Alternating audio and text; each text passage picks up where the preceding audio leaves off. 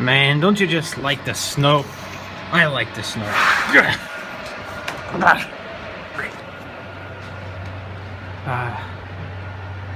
Look at all that snow. Oh, they've already cleared off the roads and threw a lot of that snow onto the cars, onto the sides of the cars. Most of the snow on the cars was put there by the snow. Oh, looks like that person just finished wiping the snow off of their car. I don't have one of those, so it's not a worry for me.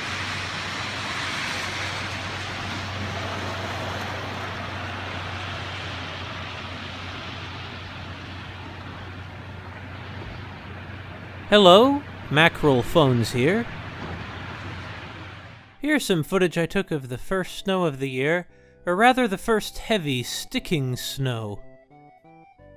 Funny enough, a Japanese couple happened to be right behind me when I was filming this. They must have been almost touching me, but of course passed on with no comment. If I remember right, one of them was taking a photo of the other against the snow. It's especially odd because there aren't many Japanese in the city I'm in. Perhaps that's why I remember it. Actually, out in Almaty, Kazakhstan, they beat us to the first snow by a few months.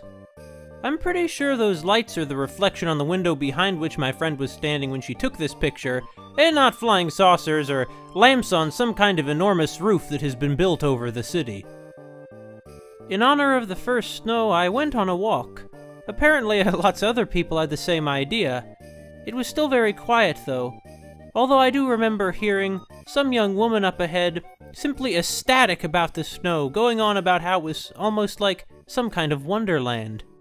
Somehow, though, it was still quiet. Despite the cold, I never felt the need to put my hood up in the enchanting, quiet embrace of that evening.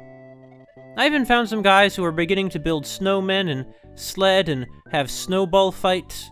We're all a bunch of children, but that isn't always a bad thing. Here we have the bicycle of somebody who presumably was carrying this snow to their apartment to make ice cream. I've always loved snowy weather. The sky gains a lovely uniform slate color, and everything becomes quiet and light. The falling snow itself is one of the most beautiful natural phenomena in the world. Where I live, a break from the non-stop noise and regular booming frat parties is a nice break too. Plus, it's cold enough to go on walks without getting sweaty. Many people stay indoors during the winter, but me, I usually stay inside as much as possible in the spring and summer, when the weather gets too warm. Here I am walking, but the tragedy is, I wore the wrong shoes! By the way, I'm not fat. I'm just wearing a huge coat. Some tiny glaciers. These glaciers got full-body tattoos, perhaps unwillingly. I love my heavy coat. It's a jacket of the highest caliber in objet d'art. Some people tell me no coat should be so heavy, but they don't understand my bond with this coat. Another fun aspect of winter is that I get to wear gloves and a coat all the time. Handling things with gloves on makes me feel like a secret agent or something. And my fingers look so thin. Black really is a slimming color. Oh no, Mr. Snowplow, watch out!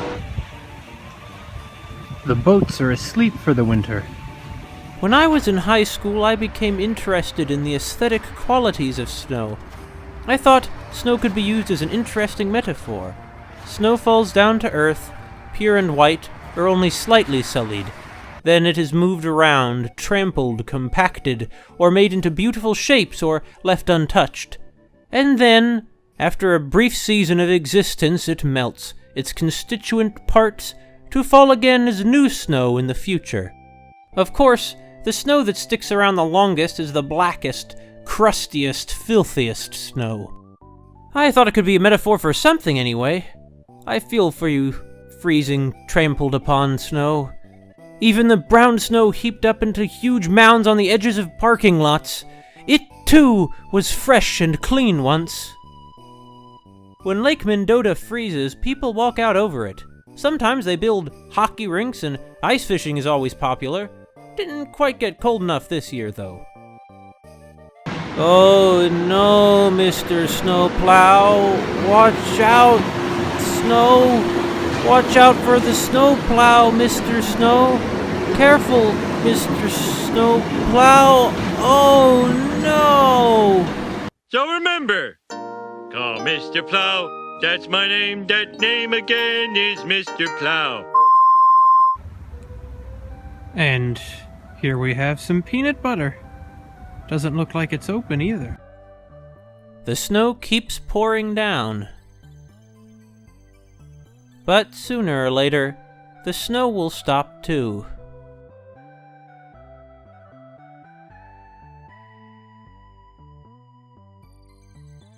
This snow is resting on a bench dedicated to a class that graduated long ago. I suppose they might all be dead at this point. Another walk. This time, though, I'm wearing the right shoes. The snow is beginning to melt. There were a few chapters of Sayonara Zetsubo-sensei that discussed the idea of the spring thaw revealing all the nasty things people preferred to forget in the winter.